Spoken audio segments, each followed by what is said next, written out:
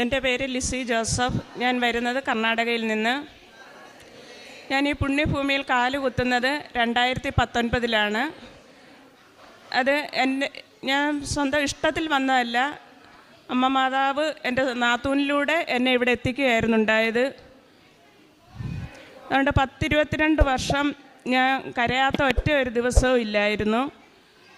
അങ്ങനെ ഞാൻ ഒത്തിരി സങ്കടത്തോടെയാണ് വരുന്നത്. അപ്പോൾ എനിക്ക് ഇച്ചിരി സങ്കടമൊക്കെ വരുമ്പോൾ ഞാൻ ശരിക്കും പ്രാർത്ഥിക്കും, കൊന്ത ചൊല്ലും, ബൈബിള് വായിക്കും.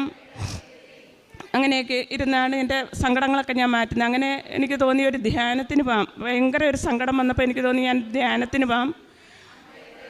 അങ്ങനെ ഒരു ധ്യാനം കൂടി.